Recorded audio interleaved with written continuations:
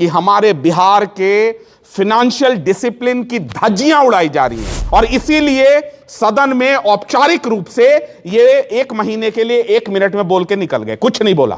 Tax payer के पैसे पर ये वो होता है ना कि तुम मुझे टैक्स दो, मैं तुम्हें फ्रीबीज दूंगा। ये नया नारा है बिहार सरकार का। और किसके कॉस्ट पर? कल हमारे किसानों के लिए जो जरूरतें होंगी वो कहां से आएंगी? 40,000 करोड़ रुपए इन्होंने चुनाव में बांट दिया है और ये नंबर है पेज नंबर 6 साल का बजट और ये है पिछले साल का बजट।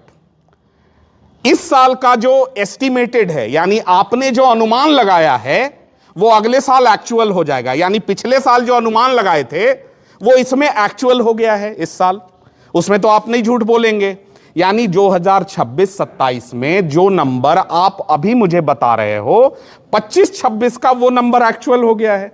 तो सर आप ही के बात को आगे बढ़ाते हुए अगर 2025-26 के एक्चुअल नंबर को हम लेते हैं तो एक्चुअल रेवेन्यू क्या बताया गया था पिछले साल? 3,17,000 करोड़। एक्चुअल नंबर है 3,29,831 करोड़। ये इन्हीं का है, बिहार सरकार का डेटा है। और इस साल ये बता रहे हैं कि 3,47,752 करोड़ का इन्होंने बजट पेश किया है और उसकी वृद्धि बता रहे हैं कि 11 से 12% है। सॉरी सर, माननीय वित्त मंत्री जी, रॉन्ग है आप। 5% है, 17,000 करोड़ से आप बढ़े हैं। अब आप जोड़ लीजिए, मैथमेटिक्स हमको नहीं समझाने की जरूरत है कि मात्र 5% की वृद्धि है आपकी एक्चुअल टर्म में, नॉट इन एस्टिमेटेड टर्म। पहली बात। दूसरी बात देखिए कि कितना इंपॉर्टेंट है ये। पिछले साल जब चुनाव चल रहा था बिहार विधानसभा का तो ये नंबर मार्केट में फ्लोट हो रहा था कि 4,07,000 करोड़ का लोन है बिहार पर। बिहार सरकार के अपने डॉक्यूमेंट में पेज नंबर आगे कोई पूछे तो हम इसलिए बोल रहे हैं कि भाई ये नहीं लगे कि हम लोग हवा में बात कर रहे हैं। इन्हीं का जो अपना विजेंद्र प्रसाद यादव जी का डॉक्यूमेंट है उसमें पेज नंबर 15 में ये बता रहे हैं कि 31 मार्च 2027 तक बिहार का कुल लोन ऋण 4,46,326 करोड़ हो जाएगा। अब आप समझिए कि बिहार में 3,47,000 इन्हीं का फिगर हम मान लेते हैं तो उसमें 4,26,326 करोड़ का लोन आउटस्टैंडिंग रहेगा 31 मार्च 2027 तक। यह बिहार को कहां ले जा रहा है और इसको और डिटेल में नंबर टर्म्स में समझना है तो सिर्फ 2 फिगर दे रहे हैं। पहला, इसी साल इनके डॉक्यूमेंट के अनुसार मोटा मोटी आप मान के चलिए आरडी बाई जीएफडी का नंबर है पेज नंबर 3 पे, ठीक है।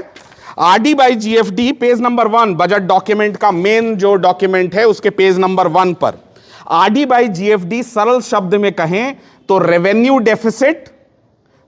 Deficit by gross fiscal deficit.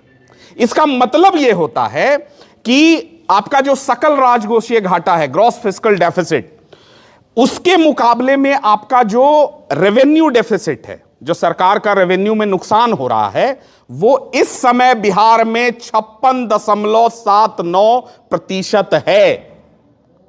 समझिए, ये मैं बहुत रिआइटरेट कर रहा हूं।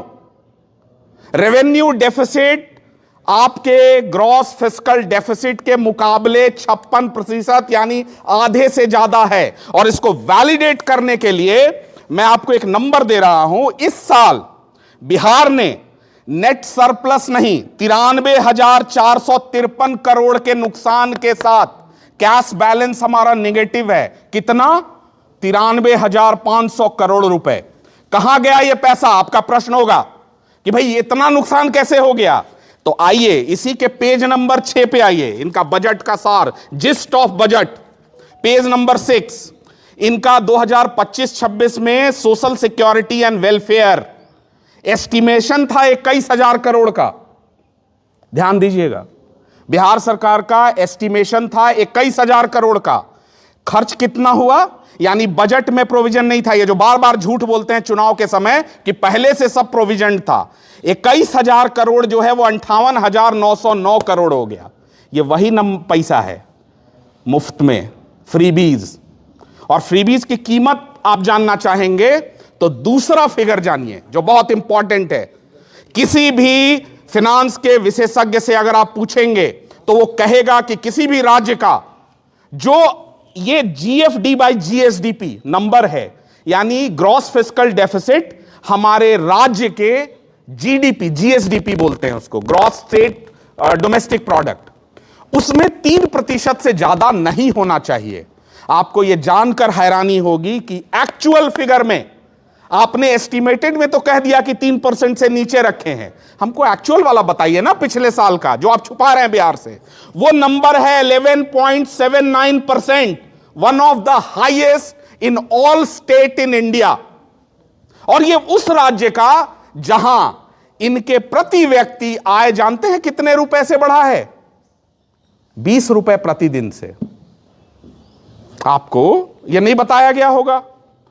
हमारा प्रति व्यक्ति आय था 2025 में 68,624 रुपए, 2026 में यह 76,000 हो गया। यानी एक दिन में 25 में 188 रुपए और जो है 208 रुपए, अभी 188 माइनस 208 कर लीजिए, 20 रुपए प्रतिदिन हमारा प्रति व्यक्ति आय बढ़ा है। यह है रियल फिगर। किसान के लिए 3,000 रुपए की घोषणा की गई है, 8 रुपए प्रतिदिन,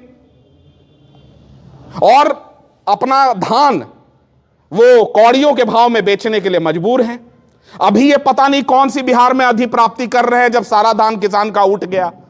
उस समय तक मात्र इनका 10% टारगेट अचीव हुआ था, अभी कुछ नहीं हुआ है। खैर, अब आते हैं, बिल्कुल आपको समझ में आ रहा है कि एफआरबीएम के गाइडलाइन के अनुसार बिहार का जो ये gross fiscal deficit by gross state GDP यानी जीएसडीपी 3% से ज्यादा नहीं होना चाहिए। और यह बिहार के प्रत्येक आदमी को इससे चिंतित होना चाहिए कि हमारे बिहार के फिनेंशियल डिसिप्लिन की धज्जियां उड़ाई जा रही हैं। और इसीलिए सदन में औपचारिक रूप से ये 1 महीने के लिए 1 मिनट में बोल के निकल गए, कुछ नहीं बोला। वो 11.79% है। It's exorbitant. आज तक के इतिहास में, बिहार के इतिहास में कभी नहीं हुआ था जब हमारा जो है ग्रॉस फिस्कल डेफिसिट जीडीपी के मुकाबले में 4%, 5% से ज्यादा कभी रहा हो। इवन पंजाब में बहुत स्ट्रेस था, वहां भी नहीं हुआ था। बिहार में 11.79% है। यह जवाब बिहार सरकार को देना होगा कि यह किसके टैक्स पेयर के पैसे पर, यह वो होता है ना कि तुम मुझे टैक्स दो, मैं तुम्हें फ्रीबीज दूंगा। यह नया नारा है बिहार सरकार का। और किसके कॉस्ट पर? कल हमारे किसानों के लिए जो जरूरतें होंगी वो कहां से आएंगी? आप एजुकेशन के बजट में कटौती किए हो इस बार, आप हेल्थ के बजट में कटौती किए हो इस बार, आप जितनी भी इंपॉर्टेंट चीजें थी आपने वही वेलफेयर 40,000 करोड़ रुपए इन्होंने चुनाव में बांट दिया है। और यह नंबर है page number 6, social security and welfare and other. इनका एस्टिमेटेड नंबर था 21,000 करोड़, एक्चुअल में खर्च हुआ 58,909 करोड़ रुपए। यह सवाल पूछा जाना चाहिए या नहीं पूछा जाना चाहिए आपके माध्यम से कि आखिर यह पिछले साल के बजट में प्रोविजन क्यों नहीं किया गया था, और क्यों सरकार लगातार झूठ बोल रही थी कि हमने प्रोवाइड कर रखा है। और प्रोवाइड कर रखा है तो यह लगभग मोटा मोटी आप 38,000 करोड़ से कैसे बढ़ गया यह नंबर? और यही कारण है कि वो 11.79% है। इनका real fiscal deficit is way higher. India में किसी भी स्टेट का इतना ज्यादा फिस्कल डेफिसिट नहीं है। और एफआरबीएम के गाइडलाइन की बिहार की सरकार धज्जियां उड़ा रही है।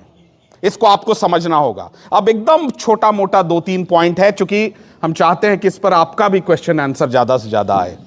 आपने कहा है कि 1,56,00,000 महिलाओं को 10,000 रुपए हमने दे दिया है, अब उनके रोजगार के सृजन के लिए काम कर रहे हैं। भाई साहब, आप ऑलरेडी एफआरबीएम का 39% का जो कैप है उसमें 37 पर खड़े हो। 8,000 करोड़ का मात्र और लोन ले सकते हैं आप, वरना आरबीआई आपको ऊपर से भेज देगा लव लेटर, आप नहीं ले सकते हैं। तो मुझे यह बताइए कि 4,50,000 करोड़ के लोन पर तो 27 में आप ऑलरेडी खड़े हैं। अब ये महिलाओं को 1.5 करोड़ महिलाओं के लिए अगर मानते हैं उनमें आधे लोगों को भी अगर आप 2 लाख रुपए देते हैं तो उसका कॉस्ट कहां से आएगा? उसकी पूंजी की व्यवस्था की होगी ना आपने। कहां है वो पूंजी? आपने कल ही सदन में खड़े होकर कहा है कि 1 करोड़ रोजगार का हमने तैयार कर लिया है रोड मैप। 1 करोड़ लोग, 20,000 रुपए, 1 साल का कॉस्ट कितना होता है हमको बताने का जरूरत नहीं है। मोटा मोटी 1.5 लाख से 1.25 लाख करोड़। यह पैसा कहां से आएगा? ये बताइए कि 5 साल में आप 1 करोड़ रोजगार देने वाले हैं, इसका मतलब 1 साल में 20 लाख तो देंगे, यानी 1 तिमाही में 5 लाख रोजगार तो देंगे। नवंबर में आपकी सरकार बन गई है, बताइए मार्च तक 5 लाख नौकरियां, उसका रोड मैप क्या है? ज्यादा नहीं पूछ रहा है, जनसुराज ये पूछ रहा है कि आप 1 करोड़ 5 साल में देंगे, 1 साल में 20 लाख नौकरियां, 1 क्वार्टर में 5 लाख। तो मार्च 2026 तक बिहार में 5 लाख नौकरी स्लैश रोजगार कौन सी हैं, किस सेक्टर में हैं, कृपया कर आपके माध्यम से हमको बता दें। सर सही क्वेश्चन है, बिल्कुल ओके। अब कौन से सेक्टर में ये देंगे, इनको पता नहीं कि खुद को भी पता है कि नहीं, ठीक है। 2 लाख रुपए किसको देने जा रहे हैं हमको नहीं पता है। आज के डेट में भाई जो सच्चाई है, मान लीजिए अगर हम स्ट्रेस में हैं तो आप बताइए ना बिहार के लोगों को कि आपके कल्याण के लिए, आपके उत्थान के लिए, आपकी चीजों के लिए हम ये निर्णय ले रहे हैं। आप रियल फिगर है 3,30,000, आप अंडर रिपोर्ट कर रहे हो 3,17,000 जानबूझ के, और अगले साल उसको 3,47,000 कर रहे हो, उसको माइनस कर रहे हो, कह रहे हो कि हम 12% बढ़ गए। एक्चुअल फिगर में वो 5% है।